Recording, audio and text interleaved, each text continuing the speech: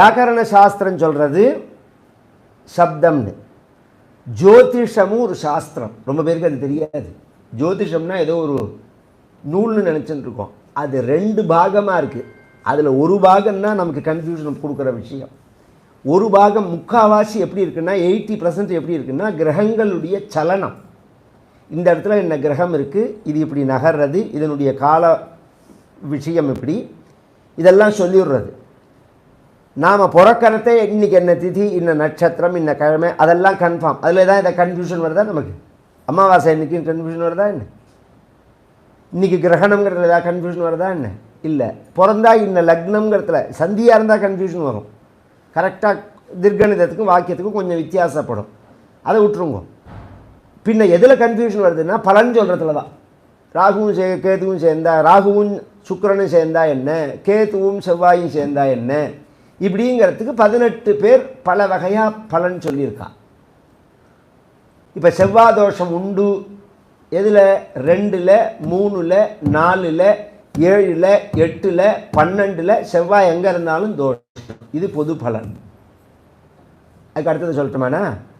மேஷம், விருச்சிகம், கடகம், மகரம், சிம்மம், இந்த 5 இடத்துல செவ்வாய் எங்கே இருந்தாலும் தோஷம் கிடையாது. செவ்வாய் தோஷங்கிறது கிடையாது. குருவோடையோ சுக்கிரனோடையோ சனியோடையோ செவ்வாய் சேர்ந்து இருந்தாலும் பார்க்கப்பட்டாலும் செவ்வாய் தோஷம் கிடையாது. இது ஒரு சாஸ்திரம். தேவகேரளம்னு ஒரு சாஸ்திரம், ஜோதிஷ சாஸ்திரம் அதில் இருக்குது. இப்போ நீங்கள் எதை எடுத்துப்பேன், அதில் தான் கன்ஃபியூஷனு. அது அவளுடைய ஜாதகத்தினுடைய என்ன லக்னம்னு பொறுத்து, அவன் பாதகாதிபதியா அனுகூலமாக உள்ளவனா, இதெல்லாம் 1000 விஷயம் இருக்குதுன்னு வச்சுக்கோங்களேன். அதை சொல்கிறதே ஒன்று பழிக்கும், ஒன்று பழிக்காது. பழிச்சவா ஜோசியம் உண்மையம்பா, பழிக்காதவா பொய்ன்னு சொல்லிட்டு போவா. அது அவளுடைய விவகாரம். அது ஜோசியம் பொய் இல்லை, அதை முதல்ல புரிஞ்சுக்கணும். ஜோதிஷங்கிற சாஸ்திரம் சத்தியம். இந்த பலன் சொல்கிறது தான் உண்மையா பொய்யாங்கிற கேள்வி. அது என்ன சொல்கிறது? காலம்தான் காரணங்கிறது இத்தனைக்குமே. அதுக்கு அடுத்தது மீமாம்சைங்கிற சாஸ்திரம் சொல்கிறது கர்மாதான் காரணம் அப்படிங்கிறது. இதை தாண்டி சாங்கியங்கிற சாஸ்திரம் சொல்கிறது பிரகிருதி தான். மேலே கபிலோபதேசத்திலேயே சாங்கிய யோகம் வரும், 24 தத்துவங்களை காரணமாக வச்சு. அது பிரகிருதி தான் காரணம் அப்படின்னு சொல்கிறது. இதை தாண்டி பௌத்த மதம், ஜெயின மதம் சொல்கிற காரணமே வேறு. இவா தான் பேசியிருக்கா. மற்ற மதத்துக்காரெல்லாம் இதை பற்றி பேசவே இல்லை. மற்ற மதங்கள்லாம் மதமே கிடையாது. நம்மளோட ஓரளவு ட்ராவல் பண்ணுறது ஜெயின பௌத்த மதங்கள் தான். மற்ற மதம், இந்த ஷேர் மார்க்கெட்டில் ஒரு விஷயம் சொல்லுவாள், 10 குதிரை 4 கழுதையை சேர்த்து நிறுத்தி வச்சுட்டு ரேஸில் விட்டோம்னா நிற்கிறதே ஒரே மாதிரியாக தான் இருக்கும். அது கிளம்பினாதான் எது குதிரை எது கழுது. கரெக்டாக மாமா நான் சொல்கிறது? நான் எனக்கு ஷேர் சம்மந்தமே கிடையாது. 1 ரூபா கூட நான் இன்னி பிறந்தும் அது அமையவே இல்லை. 3-4 தடவை மாமாவும் சொல்லிட்டார் என்கிட்ட. நான் அது பக்கமே போனதில்லை. கொஞ்சம் தூரம் போனால் தான் எது கழுதா எது குதிரைங்கிறது புரியும். அது மாதிரி தர்க்க ரீதியாக தத்துவ ரீதியாக நம்மளோட ட்ராவல் பண்ணணும். வாத பிரதிவாதம்னு பேர் அது. அப்போ தான் அந்த மதத்தை நம்ம அக்செப்ட் பண்ண முடியுமே தவிர, ஆதிசங்கரர் 72 மதங்கள் அவர் காலத்தில் இருந்தது. அத்தனை மதத்தையும் வாதங்களால் கண்டனம் பண்ணி வேதாந்தத்தை நிர்ணயம் பண்ணுறார் அப்படின்னு அவருடைய சாஸ்திரம். பௌத்த மதம் சொல்கிறது சூன்யந்தான் காரணங்கிறது. ஜெயின மதம் சொல்கிறது அது இருக்குன்னு சொல்லலை, இல்லைன்னு சொல்லலை, அஸ்தி நாஸ்திங்கிறது. அதோட மந்திரமே அதுதான். இப்போ சாங்கியத்தை எடுத்துட்டோம்னா பிரகிருதிங்கிறோம். பிரகிருதி எடுத்துப்போமே, பிரகிருதி தான் பெருசு இருக்கிறதுல. ஏன்னா அந்த அணுவோ, அந்த காலமோ, அந்த சப்தமோ, அந்த கர்மாவோ எல்லாம் பிரகிருதிக்குள்ளே அடக்கம். பிரகிருதி காரணமா பிரம்மம் காரணமா அப்படிங்கிறத உத்தர மீமாம்சைன்னு சொல்லக்கூடிய வேதாந்தம் நிரூபணம் பண்ணுறது பிரம்மந்தான் காரணம் அப்படின்னு சொல்லிட்டு. சர்வகாரண வஸ்து பிரம்மம். இதை நான் ரொம்ப விஸ்தாரமாக போனேன்னா இன்றைக்கி அது வேதாந்த கிளாஸ் மாதிரி போயிடும். ஒரு 2 நிமிஷத்தில் உங்களுக்கு சொல்லிட்டு போயிடுறேன். இது அந்த மைக் இருக்குது. இது எதில் செய்யப்பட்டது? ஸ்டீல். ஸ்டீல் காரியம். இந்த ஸ்டீல் எதுலேருந்து வந்தது? எர்த்துலேருந்து வந்தது. அப்போ அது காரணம். கவனிச்சுக்கோ. ஸ்டீல் காரியம், எர்த்து காரணம். எர்த்து எதுலேருந்து வந்தது? வாட்டர்லேருந்து வந்தது. அப்போ வாட்டர் காரணம். வாட்டர் எதுலேருந்து வந்தது? ஃபயர்லேருந்து வந்தது. அப்போ ஃபயர் காரணம். ஃபயர் எதுலேருந்து வந்தது? காற்றுலேருந்து வந்தது, ஏர்லேருந்து வந்தது. ஏர் காரணம். ஏர் எதுலேருந்து வந்தது? ஸ்பேஸ்லேருந்து வந்தது. ஸ்பேஸ் காரணம். ஸ்பேஸ் எதுலேருந்து வந்தது? அதான் கேள்வி. இது வரைக்கும் போயிட்டு அதுக்கப்புறம் எது காரணம் அப்படின்னா அதுக்கு பேர் அவ்யக்தம்னு பேர். வியக்தம் அடையாத நிலை அப்படின்னு சொல்லுவாள். அதை தான் இவள் பிளாக் ஹோல்னு சொல்கிறது. கண்ணுக்கு தெரியறது தெரியாதது ரெண்டு நிலையில் இருக்கணும் பிரபஞ்சம். தெரியாத நிலையை அவ்யக்தம்னு சொல்கிறது. நாங்கள் என்ன சொல்கிறோம்? அவ்யக்தத்துக்கும் காரணம் பிரகிருதி அல்லது பரமாத்மா. பரமாத்மா தான் காரணம். பரமாத்மாவுக்கு காரணம் கிடையாது. அந்த பரமாத்மா எப்படி இருக்கான் அப்படின்னா பூர்ண ஆனந்த சாந்திர ஆனந்த அவபோதாத்மகம் ஆனந்த ஸ்வரூபனாக இருக்கான். ஆனந்தோ பிரம்மே திவ்யஜானாத். வரத்தே ஒரு மந்திரம் சொன்னா பத்தியில, ஆனந்தாத்யேவ கல் விமானி பூதானி ஜாயந்தே ஆனந்தே ந ஜாதானி ஜீவந்தி ஆனந்தம் பிரயந்தபிசம்பிசந்தி தீ அப்படின்னு உபனிஷத்து சொல்கிறது. பகவான் நமக்கு 5 லேயர் இருக்குது உடம்புல. அன்னமய பிராணமய மனோமய விஞ்ஞானமய கோஷங்கள்னு பேர். முதல் லேயர் எடுத்துட்டோம்னா சாப்பாட்டாட மாம்சமான கோஷம் உடம்பு. அதுக்கு அடுத்தது போனோம்னா பிராண கோஷம் உடம்பு. அதுக்கு அடுத்ததுன்னா மனோமயமான உடம்பு. அதுக்கு அடுத்ததுன்னா அறிவுமயமான உடம்பு. அந்த அறிவுக்கும் ஆதாரம் இந்த அதான் கேள்வி. இந்த அறிவுக்கும் ஆதாரமான சத்து, அந்த சத்தை தான் ஆனந்த அவபோதாத்மகம் ஞானமயமாக இருக்குது. அனுபமிதம். இதுக்கு இன்னொன்று காரணத்தை காமிச்சு சொல்ல முடியாது. பால் எப்படி இருக்கும்னா ஒயிட் கலரில் இருக்கும். ஒயிட் எப்படி இருக்கும்னா கொக்கு மாதிரி இருக்கும், வெண்ணெய் மாதிரி இருக்கும் அப்படின்னு திருஷ்டாந்தம் சொல்கிறோமோ அது மாதிரி ஒன்றை காமிச்சு இதை சொல்ல முடியாது. இதுக்கு நிகர் இதுதான். அதனால தான் பகவானுக்கு ஒப்பிலியப்பன்னு பேர். ஒப்புன்னா சமம்னு அர்த்தம். அது மாதிரி ஒன்று கிடையவே கிடையாது. பகவான் மாதிரி இன்னொருத்தரை சொல்லவே முடியாது. மாதிரிங்கிறதே பகவானுக்கு கிடையாது. அதான் பிரச்சனையே. காலதேசாவதிப்யா, கால தேசங்களுக்கு அவதிகளுக்கு அப்பாற்பட்டவன்.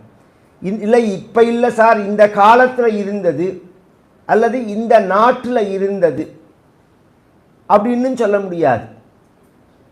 அது நிர்முக்தமா நித்தியமுக்தமா, விடுபடாததா கட்டுப்பட்டதா அப்படின்னா கட்டுப்படாதது நித்தியமுக்தம். கட்டுப்பட்டவர்களையும் விடுவிக்கிறது. ஒரு ஆச்சரியம் தான். அது கட்டுப்படா காலதேசங்களுக்கு கட்டுப்படாதது இல்லை. நாம் காலதேசங்களுக்கு கட்டுப்பட்டவர்களாக இருக்கோம். ஒரு 60 வருஷம் 65 வருஷம் முன்னாடி என்னை யாராவது பார்த்தேலான்னு கேட்டால் யாரும் சொல்ல முடியாது. இன்னொரு 60 வருஷம் கழிச்சு என்ன பாப்பேலான்னு கேட்டாலும் பதில் சொல்ல முடியாது. அவ்யக்தாதீனி பூதானி வியக்த மத்தியானி பாரத அவ்யக்த நிதனானியேவ தத்ரகா பரிவேதனான்னு கேட்குறான் பகவான். முன்னாடியும் இல்லை பின்னாடியும் இல்லை, இப்போ இருக்கிறது எப்படி இருக்குன்னு சொல்ல முடியும் அப்படிங்கிறான். அப்போ இந்த ஒரு எல்லைகள்லாம் பிரம்மத்துக்கு கிடையாது. அந்த மாதிரி நிலைக்கு நம்மளையும் கொண்டு போகும். நிர்முக்தம் நித்தியமுக்தம். இதை எப்படி தெரிஞ்சுக்கலாம்னா நிகம சதசகசிரேன நிர்பாசியமானம். 1100 சொச்சம் உபனிஷத்துக்கு நிகமம்னா வேதம்னு அர்த்தம். சதசகசிரம்னா 1100 சொச்சம் வேதம் இருக்கு. அப்படின்னா என்ன அர்த்தம்னா 4 வேதம் தானே நீங்கள் சொல்லுவேன். 1100 வேதம் எங்கேருந்து இருக்குனால் 1100 சாக்கேன்னு அர்த்தம், கிளைகள். யஜுஷாக்கா அத்தியாயி இதுவே 100 சாக்கை. இப்போ இருக்கிறது நம்மகிட்ட தைத்திரிய சாக்கை தான் இருக்கு. மைத்ராயணின்னு ஒரு சாக்கை இருக்கு. ஜெய்மினின்னு சாமவேதத்துக்கு ஜெய்மினின்னு ஒரு சாக்கை இருக்கு. இது மாதிரி இப்போ மொத்தம் நம்மக்கிட்ட 1100ன்னு சொன்ன மத்தியில் எவ்வளோ இன்னைக்கு கரண்ட்டில் எவ்வளோ இருக்குன்னா 12 தான் இருக்குது. இந்த வேதத்தோட சாக்கைகளில் 12 தான் இருக்குது. இதில் ஒரு ஆச்சரியம் சொல்லிட்டு போகணும். ஏன்னா என்னமோ வந்தால் போனான்னு ஒருத்தரை நினச்சிடக்கூடாது. அதுக்காக சொல்கிறேன். பண்டரிபுரத்தில் பரமாச்சாரியால் கேம்ப்பு. ராத்திரி சந்திரபாகாவுக்கு அண்ணண்ட பக்கம் பரமாச்சாரியால் இருக்கார். ராத்திரி 8 மணி கரெக்டாக 7:30 மணி இருக்கும். இந்த வேதபுரி மாமா மாதிரி யாரோ ஒருத்தரை கூப்பிட்டு நேராக அந்த சந்நிதியில் உள்ள கடைக்கு போனேன்னா இத்தனாவது கடையில் ஒருத்தர் கடையை சாத்தின்னு இருப்பார். அவர் ஐஷன் வந்தார். ஐஷன் வந்தா அவர் ஒரு கடைக்காரர், துக்கான் வச்சுருக்கார். ஏதோ ஒரு பொட்டி கடை வச்சுருக்கார். ஒரு சாதாரணமாக நார்த் இந்தியாவில் அப்படி தான் இருப்பார். ரிக்ஷா இழுப்பா பார்த்தா பிராமணாலாக இருப்பார். ரிக்ஷா இழுப்பா, மூட்டை தூக்குவா, ஏன்னா விருத்தி கிடையாது. பிராமணால் இப்போ தமிழ்நாட்டில் பிராமணாளுக்கு ஒரு வைதிக காரியங்கள்லாம் நம்ம சொல்கிறோமோனோ அது மாதிரி அங்கெல்லாம் கிடையாது.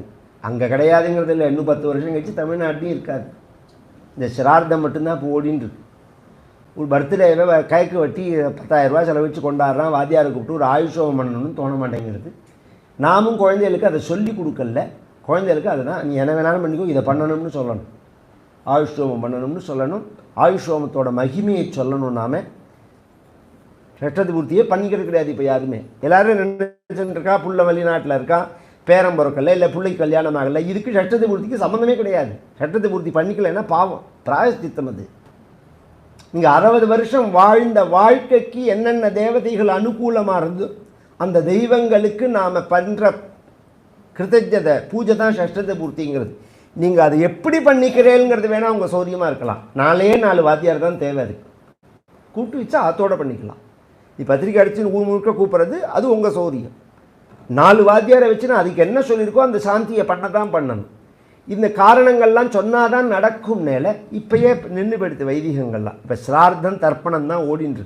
அதுவுமே மகாலய பட்சங்கள்லாம் கூட இப்போ ஒரு சமீபத்தில் ஒரு 4 நாள் முன்னாடி ஒரு இதும்போது என்னக்கிட்ட கூட வர பையன்கிட்ட கேட்டேன், மெட்ராஸில் எப்படிடா இருக்குன்னு. ரொம்ப இதுவாக இருக்குன்னா, மகாலய பட்சத்தில் ஒரு எப்போதும் பண்ணிட்டு இருக்கிற கிரகஸ்தர், அவர் ரிட்டையர் ஆகிட்டார், பையனாத்தில் இருக்கார். பையன் ஐடி ஃபீல்டில் இருக்கான். நான் கதையாக சொல்லலை, எல்லோரும் கேளுங்கோ, மனசில் வாங்கிக்கோங்கோ, குழந்தைகள்கிட்ட சொல்லுங்கோ, அதுக்காக சொல்கிறேன்.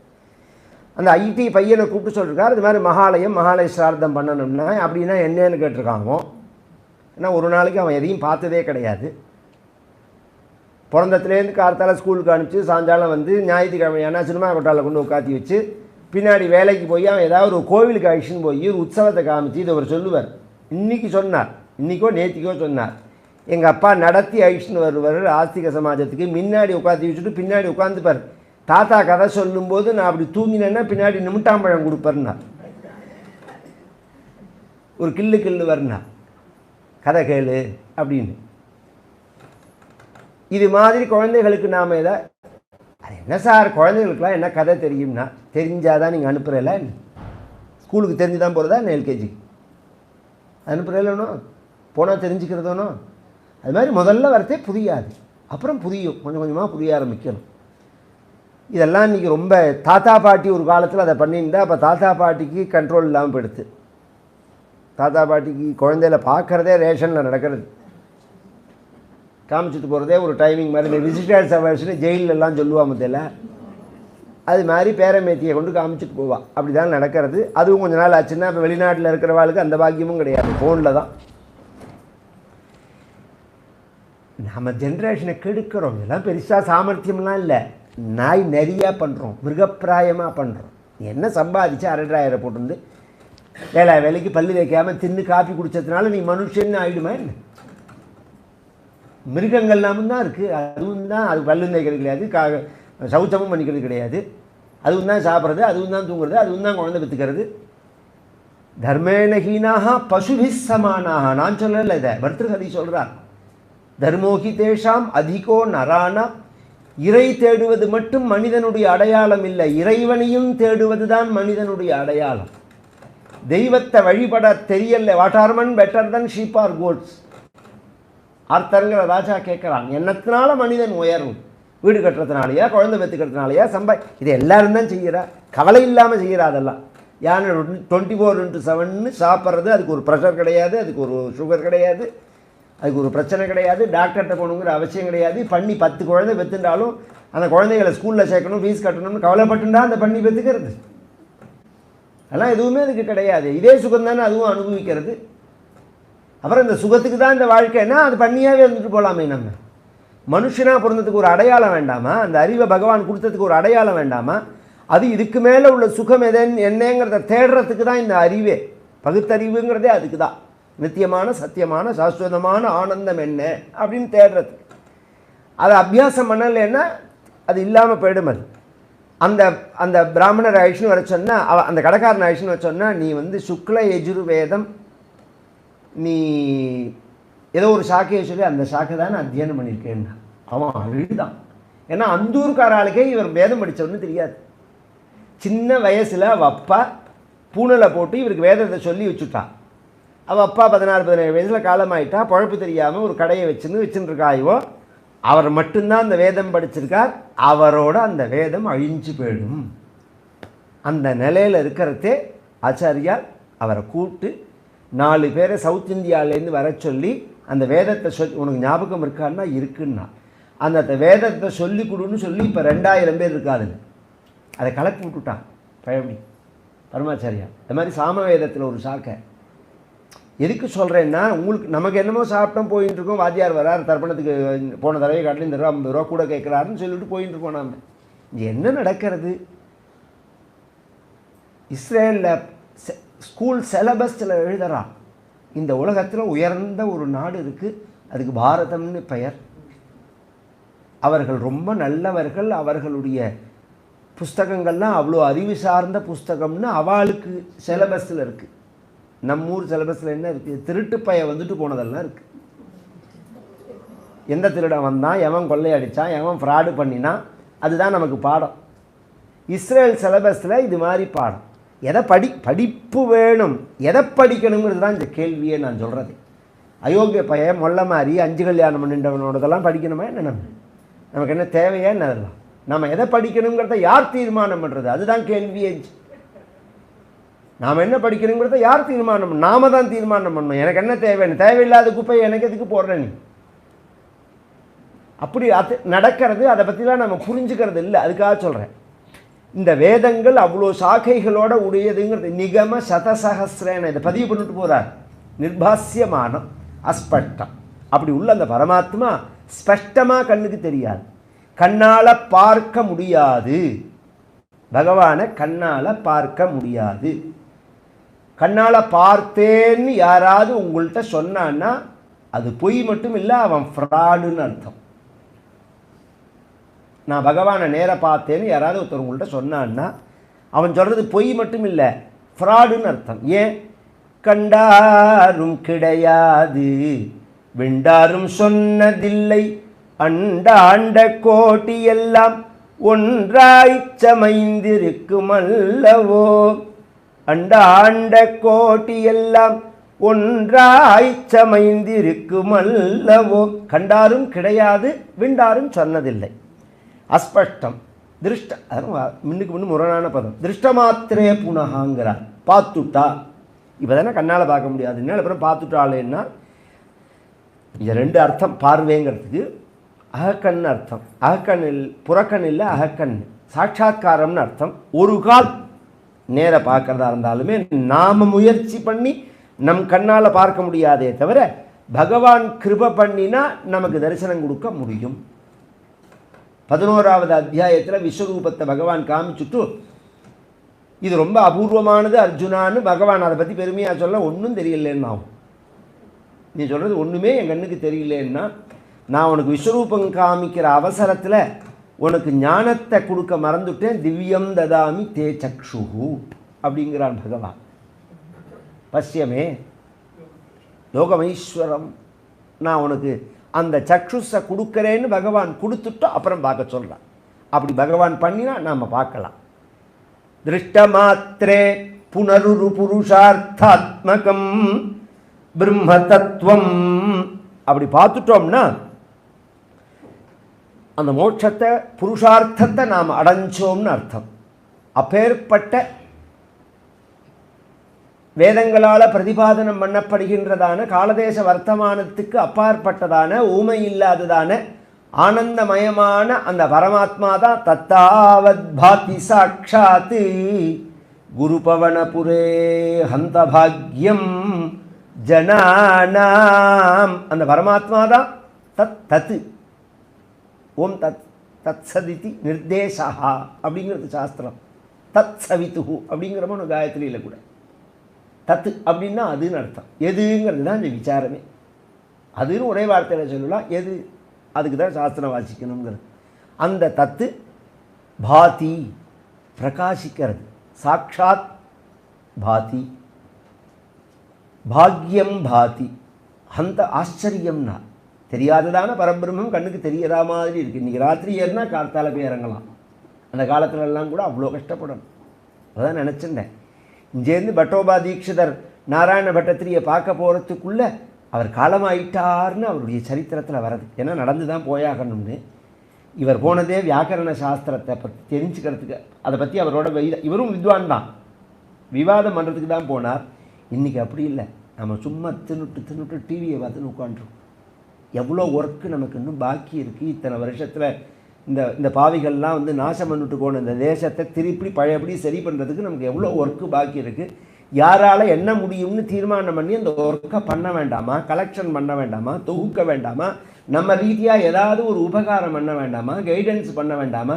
எத்தனை வேலை இருக்குது நமக்கு இன்னும். அடுத்த ஜென்ரேஷனுக்கு நாம் கொடுத்துட்டு போக வேண்டியது. இப்படி ஏமாந்து போகலாமா? வாழ்க்கையை வீணடிக்கலாமா? அப்பேற்பட்ட பரமாத்மா குருவாயூரில் பிரகாசிக்கிறார். ஹந்தான் நாள், ஆச்சரியம் நாள், பாக்கியம் நாள். ஒரு மனுஷனுக்கு கிடைச்ச பாக்கியம். நாம் நினைச்சதுனால பார்த்துட முடியாததான பரமாத்மா நாம் பார்க்குற மாதிரி இருக்குது. இது எப்பேற்பட்ட விஷயம்னா துர்லபிய வஸ்துன்யபி சுலபத்தையா ஏவம் துர்லபிய, அடையவே முடியாது. பகூனாம் ஜென்மனாம் அந்தே ஞானவான்மான் பிரபத்தியதே அநேக ஜென்ம சம்சித்தா இத்தியாதி வாக்கியங்கள்லாம் ஒரு ஜென்மாவினுடைய சாட்சாத்காரத்தை பற்றி, ஞானத்தை பற்றி சொல்கிறது.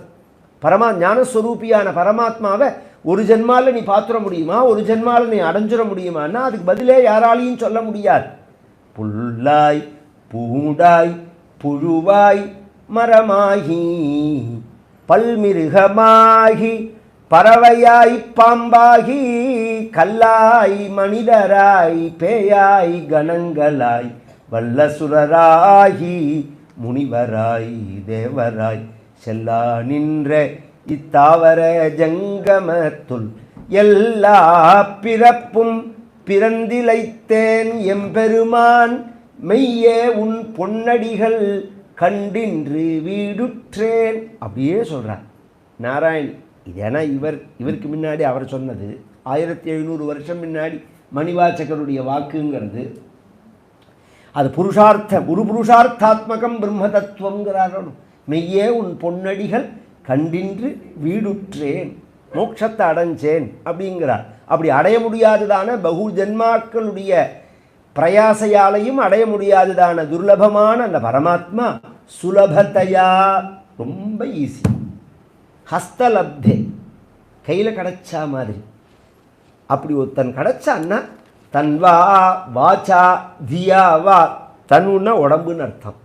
உடம்புனாலையும் வாக்குனாலையும் மனசுனாலையும் அந்த பரமாத்மாவை நாம் கொண்டாட வேண்டாமா? நினைக்க வேண்டாமா? ஸ்தோத்திரம் பண்ண வேண்டாமா? பக்தி பண்ண வேண்டாமா? பஜதி, பஜத்தின்னா பக்தினா, பஜதிங்கிற தாத்துல திக் பிரத்யத்துக்கு தான் பக்தின்னு பேர். பஜ சேவனேன்னு பேர் இந்த ரூட்டுக்கு. பஜதி பஜதா பஜந்தி அப்படின்னு வரும். அது பஜ சேவனேங்கிற தாத்துல திக் பிரத்யத்துக்கு பக்தின்னு பேர். அந்த பரமாத்மாவை நாம் பஜதி, பஜிக்க வேண்டாமா? பஜிக்கலைன்னா பதஜனா, முட்டாள் ஜனங்கள். மிருகன்னா நாய் நெறி பண்ணிக்கு நமக்கு வித்தியாசம் கிடையாது. அதுவும் வாழிடுது, நாமும் வாழிடும். அதுவும் சாப்பிட்றது, நாமும் சாப்பிட்றோம். அதுக்கும் குழந்தை குட்டிகள் இருக்குது, கல்யாணம் மாதிரி குழந்தை குட்டிகள் இருக்குது, நமக்கும் குழந்தை குட்டிகள் இருக்குது. அதுவும் சாகிறது, நாமும் சாகிறோம். முனிசிபாலிட்டியில் ஒருத்தன் பிறந்தானே எழுதுவான், ஒருத்தன் போனானே எழுதுவான். பக்கத்தாத் மாமாவை கேட்டால் கூட பேர் தெரியாது. இது மாதிரி வாழ்ந்துட்டு போயிருப்பான். இதுக்கு எதுக்கு வாழணும்? எதுக்கு பிறக்கணும்? மனுஷ ஜென்மா கிடைக்குமா? கோட்டி ஜென்மாவில் பண்ணின துர்லபம் திரயமே வைத்தது தெய்வானுகிரக ஹேத்துக்கம். விவேக சூடாமணியில் ஆச்சாரியால் சொல்கிறார். 3 நம்ம சாமர்த்தியத்தினால் அடைய முடியாது, தெய்வ கிருபையினால தான் அடையலாம். மனுஷத்துவம், முமுட்சுத்துவம், மகாபுருஷ சம்ஸ்ரயா அப்படின்னு இந்த மனித சரீரம் இருக்கே, நாம் நினைச்சதுனால அடைஞ்சிட முடியாது. எத்தனை கோட்டி ஜீவராசிகள் இந்த பிரபஞ்சம் முழுக்க நிரம்பி வழியறது சரீரம் கிடைக்காம. இந்த தக்கல்ல பிரீமியம் கொடுத்தாலும் கிடைக்காது. அது மாதிரி ஒரு டப்பாவில் ரவாவை போட்டு மூடி வச்சா டைட்டு, ஏர் டைட்டில் மூடி வச்சுட்டு வச்சுக்கோங்க. ஃப்ரிட்ஜில் வைக்கக்கூடாது. வெளியில் வச்சுட்டு 3 மாதம் கழித்து பார்த்தா என்ன இருக்கும்? அது புழு. ரவாவில் புழு தான் வரும், பூச்சி வராது. ஏன்னா அதையே நீங்கள் பார்த்துருந்தா தானே புரியும். அதை புடச்சி கிடச்சி வச்சு பத்திரப்படுத்திருந்தா புரியும். தானியங்களில் தான் பூச்சி வரும், அதை உடைச்சதுக்கப்புறம் புழு தான் வரும். இந்த புழுவை யார் விட்டால் அது உள்ள டைட்டாக வாங்கி தானே நம்ம பண்ணினோம், மூடி தானே வச்சோம். அந்த புழுவை யார் விட்டா உள்ள அத்தனை நிரம்பி இருக்கு ஜீவராசிகள், உலகம் முழுக்க நிரம்பி இருக்கு. உடம்பு கிடைக்காம சிரமப்படுறது. நம்ம மனித உடம்புலேருந்தே ஒரு எக்கை அடையிறதுக்கு எத்தனை உயிர் வெளியில் வருது? 3 கோடி வருது. சயின்ஸில் சொல்கிறா 3 கோடி வருதுன்னு. அதில் ஒன்றுக்கு உடம்பு கிடைச்சா பெருசு, எக்கு கிடைச்சா. அதுவும் கிடைக்குமா கிடைக்காதான்னு தெரியாது. கொஞ்சம் இதெல்லாம் கால்குலேஷன் பண்ணி வெறுமனே நாலெட்ஜுக்காக கேட்குற விஷயம் இல்லை. இத்தனை போட்டி நிறைஞ்ச உலகத்தில் இந்த உடம்பு கிடச்சி, அதுவும் எப்படி கிடச்சிருக்கு அப்படின்னா, மனிதனாய் பிறத்த அரிது அரிது, மனிதனாய் பிறத்தல் அரிது மட்டும் இல்லை, அதில் கூன் குருடெல்லாம் இல்லாமல், நொண்டியாக இல்லாமல், புத்தி எல்லாம் கரெக்டாக இருந்து புத்தி சுவாதீனம் இல்லைன்னா என்ன பண்ணுறது? எல்லாம் கரெக்டாக இருக்குது, மூளை வேலை செய்யலைன்னா பிரயோஜனம் இல்லை. எல்லாம் கரெக்டாக இருந்து கொடுத்ததுக்கு அப்புறமும் நாம் வம்படித்து ஊர் வம்படித்து பேசி வாழ்க்கையை போக்கினோம்னா அப்புறம் இந்த ஜென்மா கிடையாது. க்ஷிபாமி அஜஸ்ரம் அசுபான் ஆசுரீஷ்வேவ யோனிஷு ஆசுரீம் யோனி மா பண்ணா மூடா ஜென்மனி ஜென்மனிங்கிறான் பகவான். இத்தனை ஃபெசிலிட்டியோடு இது வந்து இந்த ஜென்மாவில் வரத்தே பகவான் என்ன பண்ணிடுறான்னா, இதுக்கு முன்னாடி ஜென்மாவுக்கு இந்த ஜென்மாவுக்கு என்ன வித்தியாசம்னா, இதுக்கு முன்னாடி ஜென்மலாம் ஆட்டோமேட்டிக் ப்ரமோஷன், ஆட்டோமேட்டிக்காக அடுத்த கிளாஸுக்கு போயிடும். அது ஊர்வனை பரப்பனை தவழ்வனைன்னு அது பாட்டுக்கு போயிட்டே இருக்கும். மனுஷ ஜென்மா வந்தால் பகவான் என்ன பண்ணுறான், நம்ம கையில் கொடுத்துட்றான் தீர்மானம் பண்ணுறத. நீ மேலே போகணுமா கீழே போகணுமாங்கிறத நீ தீர்மானம் பண்ணுறது அப்படிங்கிறான். மேலே போகிற நோக்கம், சிந்தனை, செயல்கள், அறிவு இவைகளை நாம் சம்பாதிச்சோம்னா மேலே என்ன, இந்த பணத்தினால பதவியினால இல்லை. இப்போ நாம் மனிதனாக இருக்கிற என்ன ஃபெசிலிட்டியோ இதை தாண்டி மேல் அறிவை சம்பாதிச்சுக்கணும்னு நாம் நினச்சோம்னா மேலே போகலாம். இல்லை இந்த அறிவை கெடுத்துக்காமல் இருந்தாலாவது இதில் இருக்கலாம். நான் வந்து பாம்பு மாதிரி தூங்கணும், யானை மாதிரி திங்கணும், நாய் மாதிரி இருக்கணும்னு ஆசைப்பட்டால் கீழே ஏன் இதுக்கு இவ்வளோ சிரமப்படணும்? எங்கள் தாத்தாட்ட வந்து ஒருத்தர் சொன்னார், 30 வருஷம் ஆராய்ச்சி பண்ணி நான் வந்து பறக்கிற மாதிரி உள்ள இதை நான் கண்டுபிடிச்சிருக்கேன் அப்படின்னார். அதுக்கு எங்கள் தாத்தா சொன்னார், இவ்வளோ சிரமமே பட வேண்டாமே, சிரார்த்த தண்ணிக்கு பண்ணிவிட்டு ராத்திரி சாப்பிட்டாலே காக்காயாக பிறக்கலாம்னு இருக்குது. அந்த ஜென்மா காக்காயாக பிறக்கணும், ரொம்ப சிரமப்பட்டுருக்கவே வேண்டாமேன்னா. சிரார்த்தம் பண்ணிவிட்டு அன்றைக்கி ராத்திரி திருப்பி ஒரு தடவை சாப்பிட்டோம்னா மறுநாள் காக்காயை மறுஜென்மா காக்காயை பிறப்போம்னு இருக்குது. பிறந்துட்டு போகலாமே, எதுக்கு இவ்வளோ சிரமப்பட்டு 30 வருஷம் மண்ணாடணும்? இது மாதிரி அந்த மாதிரி நிலையை அடையிறதுக்கு நிமிஷம் ஆகாது. இதை அடையிறது தான் அவ்வளோ கஷ்டம், அவ்வளோ சுலபம் இல்லை. துர்லபிய வஸ்துன்யப்பி சுலபத்தையா ஹஸ்தலப்தே எதன்யது தன்வா. ஒரு நாளைக்கு எழுந்துண்டமா, ஏதாவது ஒரு பஜனை பண்ணினமா, ஸ்தோத்திரம் சொன்னமா, பாராயணம் பண்ணினமா, மந்திர ஜபம் பண்ணினமா, ஒரு வாழ்க்கையை எடுத்துட்டோம்னா இந்த வாழ்க்கைக்குள்ளே நான் ஒரு தடவை ராமாயணம் பண்ணியிருக்கேன், நான் ஒரு தடவை பாகவத பாராயணம் பண்ணியிருக்கேன், நான் ஒரு தடவை நாராயணிய பாராயணம் பண்ணியிருக்கேன், நான் இத்தனை க்ஷேத்திரங்கள் தரிசனம் பண்ணியிருக்கேன், ஜோதிர்லிங்கங்கள் தரிசனம் பண்ணியிருக்கேன், திவ்ய தேசங்கள் தரிசனம் பண்ணியிருக்கேன், இத்தனை புண்ணிய நதிகளில் ஸ்நானம் பண்ணியிருக்கேன், இத்தனை மகான்களை நான் தரிசனம் பண்ணியிருக்கேன். அது என்ன முக்கியம்? அதை என்ன நாம் சேர்த்துட்டே வரணும் வாழ்க்கையில். க்ஷுத்ரதெய்வ ஸ்புடேயம். இதை தாண்டி எப்படி இருக்குது தெரியுமோ? நேற்றுக்கு நான் பேரை சொல்ல வேண்டாம், இந்த ஐயப்பன் கோவில்னு ஒரு இடத்துல தான் இருந்தானே எனக்கு உபன்யாசம் முடிஞ்சுது. அந்த ஐயப்பனுக்கு பின்னாடி ஒரு கருப்பண்ணசாமின்னு ஒரு சுவாமி இருக்கார் போல இருக்குது. அன்றைக்கி வந்து மாதத்தில் வருஷத்தில் ஒரு நாள் தான் அந்த சுவாமியை தரிசனம் பண்ண சொல்லுவான்னு 10,000 பேர், ஐயப்பனை பார்க்க 10,000 பேர் வரணும்னு தோணலை, இந்த கருப்பண்ணசாமியை பார்க்குறதுக்கு 10,000 பேர். எதுக்கு சொல்கிறேன்னா, இந்த மாதிரி உபாசனைகள்லாம் பிரசித்தியாக இருக்குது உலகத்தில். க்ஷுத்ர தெய்வங்கள்னு பேர். அந்த மாதிரி வீடு பிரச்சனை தீரணும், கேஸ் பிரச்சனை தீரணும், இவன் அழிஞ்சு போகணும், அவங்க கால் ஒடிஞ்சு போகணும், இவனுக்கு கை போகணும், இவனுக்கு பிரச்சனை வரணும்னா குட்டிச்சாத்தான்னே இருக்கே, கேரளத்துலலாம் இருக்குது. கேரளாலாம் பார்த்தேன்னா குட்டிச்சாத்தான் கோவிலே இருக்குது. இங்கே உபாசனை எல்லாம் வேறு நிறையா இருக்குது. அதெல்லாம் பெரிய விஷயமே இல்லை. அது க்ஷுத்ர தெய்வங்கள்னு பேர். ஒரு கட்டத்தில் அந்த தெய்வத்துக்கு நமக்கு அடிமையாகி கடைசியில் நம்மளை நாசம் பண்ணிட்டு போயிடும். அது அதால் நம்மளை ஒசத்த முடியாது, கீழே இறக்கி விட்டுட்டு போயிடும். நமக்கு அனுகிரகம் பண்ண முடியாது, இடைஞ்சல் சுலபமாக பண்ணும். உலகத்தில் பெரும்பாலான விஷயமே அதுதான். உதவி பண்ண மாட்டா, இடைஞ்சல் சுலபமாக பண்ணுவா. அது மாதிரி இந்த தெய்வங்கள்லாம் கிருபை பண்ணாது, இடைஞ்சல் சுலபமாக பண்ணும். இன்னொருத்தருக்கு பண்ண சொன்னால் பண்ணிட்டு போகும். க்ஷுத்ர தெய்வங்கள்னு பேர். ஏதே அப்படி அந்த கூட்டத்தோடு சேர்ந்தவர்களாக குருவாயிருப்பா நாங்கள். ஏதே தாவத்வயந்து ஸ்திரதர மனசா. உறுதியான வேணும். உறுதியான மனசுன்னா என்ன? அவா சொன்னா இவா சொன்னாங்கிறதுக்காக மாற்றிவிடக்கூடாது. மற்றும் ஓர் தெய்வம் தன்னை உண்டியன நினைந்தியம் பெம்மான் கற்றில்லாதவரை கண்டால் அம்மா நாமஞ்சுமாரே. மணிவாச்சகர் சொல்றார், மனசாப்பி நகனயாமி மாதவாப்பி அந்நிய தெய்வம். மனசாப்பி நகனயாமி மாதவாப்பி அந்நிய தெய்வம். மாதவாப்பி அந்நிய தெய்வம் கோபாலமேவ தெய்வத்தம் அந்யம் வினா கோபாலமேவ தெய்வத்தம். பஜன சம்பிரதாயத்தில் ஒரு பாட்டு இது. மனசாப்பி நகனயாமி, மனசுனாலையாவது இன்னொரு தெய்வத்தை நினச்சிருவேன் நானா? இல்லை சார், எனக்கு அதெல்லாம் தேவைப்படுறதே சார். அந்த அந்த பிரச்சனை தீரணும், இந்த பிரச்சனை தீரணும், அது தேவை இது தேவை, புரிகிற மாதிரி சொல்கிறேன். ஒரு பதிவிரத்தையான ஒரு மாமி இருக்கா, அதுக்காட்ட ஏதோ கேட்குறா, இதோ வாங்கி தரேன் அதோ வாங்கி தரேன்னு. அவர் அதை வாங்கி தரலேன்னு வச்சுக்கோங்க, அடுத்தாத்து மாமாட்ட கேட்டுருவாளா என்ன?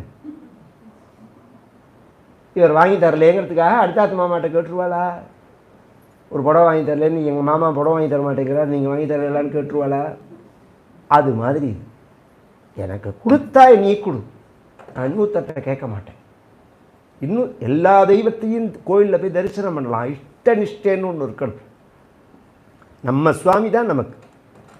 ராமபத்ர தீட்சிதர்னு ஒரு மகா திருவிச்சநல்லூரில் இருந்தார். ராமனை உபாசிக்கிறவர். அவருக்கு வயத்த வலி வரும். வந்தால் கடும் வயத்த வலி வந்து அன்கான்ஷியஸ் ஸ்டேஜுக்கு போயிடுவார். அவர் கிராமம் தானே, வைத்தீஸ்வரன் கோவிலுக்கு வேண்டிக்கோ, திருப்பதிக்கு வேண்டிக்கோ, இதெல்லாம் வயத்த வலி போகிறதுக்குள்ள பிரார்த்தனைகள் நம்ம எல்லாம் பண்ணுவோம். குருவாயூருக்கு வேண்டிக்கோன்னா வேண்டாம்னார். நாங்கள்லாம் வேண்டிக்க மாட்டேன். ஏன்? என் ராமனால் போக்க முடியாததான வயத்தபடியே வெங்கடாஜலபதி போக்கினாலும் எனக்கு வேண்டாம்னார்கள். என் ராமனால் போக்க முடியாத வயத்தவழி வெங்கடாஜலபதி போக்கினாலும் எனக்கு வேண்டாம் அப்படி சொன்னார். ஒரு நாளைக்கு பூஜை பண்ணுறதே வயத்தவழி வந்து கீழே விழுந்து அந்த கனவுல சொப்னம் பகவான் பிரத்யட்சமாகி தன் கோதண்டத்தினால் அந்த வயத்தில் தடவி விட்டான். அப்புறம் ஜென்மாவுக்கு வயத்தவழி கிடையாது. அவரோட ஜானகி பரிணயம்னு ஒரு நாடகம் பண்ணியிருக்கார் அவர். அதில் கிந்தேயம் கிமதேயமி தெவிதுரம் தன் தேகினாமிஷ்டதம். இதை கொடுக்கலாம் இதை கொடுக்கக்கூடாதுன்னு தெரியாமல் வாரி வழங்கக்கூடிய பிரபு ராமன்னு சொல்லுவார். அது மாதிரி மணிவாச்சகர் சொல்கிறார், மற்றும் ஓர் தெய்வம் தன்னை உண்டியன நினைந்தியம் பெம்மான் கற்றில்லாதவரை கண்டால் அம்மனா மஞ்சுமாறு. பரமேஸ்வரனை தவிர இன்னொருத்தரை நினச்சிருவேன் நானா அப்படிங்கிறார். அவளுடைய இஷ்ட தெய்வத்தை சொல்லுவாள். அது மாதிரி ஒரு நிஷ்டை இருக்கணும். க்ஷுத்ர தெய்வத்துக்கெல்லாம் போகவே கூடாது. ஒரு காலத்தில் ஆற்றுலெல்லாம் பார்த்தா ராமபிரான் படம் இருக்கும், குருவாயூரப்பன் இருக்கும், வெங்கடாஜலபதி இருக்கும், ராஜராஜேஸ்வரி இருப்பா. இப்போ சைனாலேருந்து வாங்கிட்டு வந்து ஒரு செட்டியார் பொம்மை மாதிரி ஒன்று வச்சுருக்கான், குபேரன் பொம்மைன்னு. கொஞ்ச நாள் போச்சுன்னா நாய் பொம்மையை வச்சு பூஜை பண்ண சொன்னாலும் பண்ணுவான். 10,000 ரூபா கிடைக்கும்னா நாயை பூஜை பண்ண சொன்னாலும் பூஜை பண்ணணும் ஜனங்கள். அப்புறம் அறிவுக்கு இருக்குங்கிறதுக்கு என்ன அடையாளம்? மனிதன்கிறதுக்கு என்ன அடையாளம்? மனிதன்னா ஒரு அடையாளம் வேண்டாமா? விஸ்வபீடா பகத்தி நிசேஷாத்மானமேனம் குருபவன புராதீசமேவ ஆஸ்ரயாமஹ. நிசேஷாத்மா, சந்தேகமே இருக்காது. சந்தேகம் என்னத்துக்கு வரணும்? சந்தேகமே பாபத்தினுடைய அடையாளம். சந்தேகம் இல்லாமல் குருபவனா புராதீசமேவ ஆஸ்ரயாமஹா, அவனையே பிடிச்சுன்னு இருக்கோம். இது நான் ரொம்ப பிரதிஸ்லோகமாக சொன்னால் நான் 2 வருஷம் சொல்லணும் நாராயணிங்க. ஏன்னா 1.5 மணி நேரத்துலேயே 2 ஸ்லோகம் தான் ஆகிருக்கு. உங்களுக்கு அடுத்து ஒரு ஸ்லோகம் சொல்லி இன்றைக்கி பூர்த்தி பண்ணுறேன், நாளிலேருந்து சரித்திரத்துக்கு போகிறேன். இப்போ முதல்ல என்ன சொன்னார்? பிரத்யக்ஷ அனுமான அனுபவத்துக்கு அப்பாற்பட்டதான 1110 உபனிஷத்துக்களால் பிரதிபாதனம் பண்ணப்படுகின்றதான பரமாத்மா குருவாயூரில் பிரகாசிக்கிறான் அப்படின்னார். இப்படி பிரத்யக்ஷ அனுமான அனுபவத்துக்கு அப்பாற்பட்டதான 1100 உபநிஷத்துக்களான பிரதிபாதனம் பண்ற பரபிரம்மத்துக்கு நிர்குணம்னு பேர். அது கரச்சரணாத்யவயவங்களோட கைகால்களோட நமக்கு தரிசனம் கொடுத்தா அதுக்கு சகுணம்னு பேர். சகுண வழிபாடு, நிர்குண வழிபாடு. இதை தமிழில் புரியுற மாதிரி சொல்லணும்னா உருவ வழிபாடு, உருவமற்ற வழிபாடு. இன்னைக்கு உலகம் முழுக்க இருக்குது.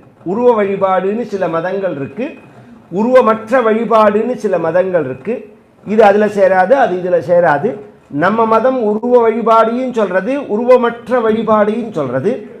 இப்போ உருவமற்ற வழிபாடுங்கிற அந்த பரமாத்மா தான் உருவத்தோடு இருக்கானா, இல்லை உருவத்தோடு உள்ளவன் தான் பரமாத்மாவாக இருக்கானா அப்படின்னா அந்த பரமாத்மா தான் இந்த உருவத்தோடு இருக்கான். இப்படி ஒரு கிளாஸு. இவன் தான் அவனாக இருக்கான். இது பின்னாடி கிருஷ்ணாவதாரத்தில் வரும். இந்த பரமாத்மா தான் உருவத்தோடு இருக்கான்னா உருவம் இல்லாதவன் எப்படி உருவத்தோடு இருப்பான் அப்படிங்கிறதுக்கு ஒரு திருஷ்டாந்தம் சொல்றார். நிஷ்கம்பே நித்திய பூர்ணே நிரவதி பரமானந்த பீயூஷரூபே நிர்லீனானேக முக்தாவலி சுபகதமே நிர்மல பிரம்ம சிந்தௌ கல்லொள்ளுல்லாசதுல்யம் கலு விமலதரம் சத்வமாஹுஸ்ததாத்மா கஸ்மான்னோ நிஷ்கலஸ்த்வம் சகல இதி வசஹ துத்கலாஸ்வெவ பூமன்னி. நிஷ்கம்பே நித்திய பூர்ணே விகாரம் இல்லாததான பூர்ணமான நிரவதி பரமானந்த பீயூஷ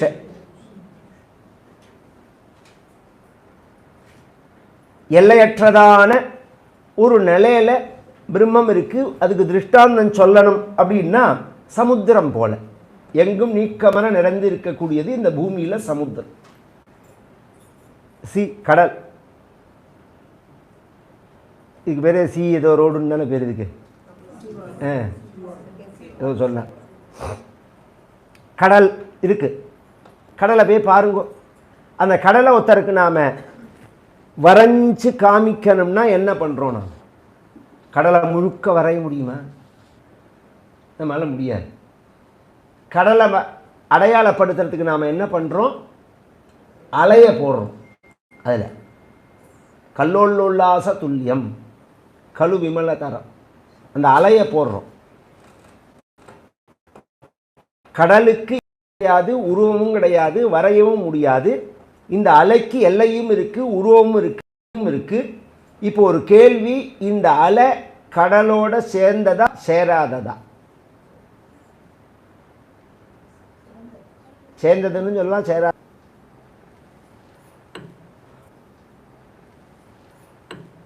ஒரு 10 செகண்ட் தான் இருந்தாலும் அது ஒரு உருவத்தை காமிச்சிட்டு போறது பத்தில.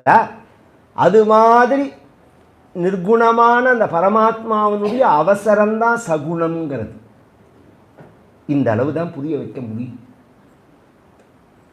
அந்த அலையோட எப்படி இதில் இன்னொன்று தெரிஞ்சுக்கணும். அந்த பரமாத்மா மட்டும் இல்லை, நாமும் அந்த கடல் மேலே உள்ள அலை மாதிரி தான். ஜீவாத்மாவும் அப்படிதான். ஜீவர்களும் அந்த பரமாத்மாவோட ஸ்வரூபந்தான். எப்படி அந்த உருவம் தற்காலிகமானதோ அது மாதிரி இந்த உருவம் தற்காலிகமானது, இந்த ரூபம் அப்படிங்கிறது. இதுதான், இந்த அளவு தான் பரமாத்மாவுக்கும் ஜீவாத்மாவுக்கும் அல்லது பரமா சகுணத்துக்கும் நிர்குணத்துக்கும் உள்ள ஒரு கண்டினியூட்டியோ வித்தியாசத்தையோ சொல்ல முடியும். அந்த சகுணம்தான் உபாசியமானது. ஏன்னா மனோநாசம் ஏற்பட்டதுன்னா அதுக்கு பிறகு சகுணம் அவசியம் இல்லை. ஒரு பொருள் அப்படிங்கிறத, இப்போ வாட்டர் இருக்குது, ஜலம் இருக்குது, அந்த ஜலத்துக்கு இன்னதுதான் ஷேப்புன்னு நீங்கள் சொல்ல முடியுமா? அது எதில் விடுறமோ அந்த ஷேப் ஆகிடும். கவனித்து கேட்கணும். அது மாதிரி நம்ம மனசுக்கு என்ன வடிவம்னு கேட்டால் அதை எதை நினைக்கிறதோ அதுதான் வடிவம். அதை பகவானை நினைச்சா பகவான் ஆகிடும். அந்த பகவானை நினைக்கிறதுக்கு பகவானுக்கு ஒரு வடிவம் கொடுக்கணுமோ, அதுதான் பகவான் நமக்கு காமிக்கிறது தான் இந்த குருவாயூரப்பன்கிற வடிவம்.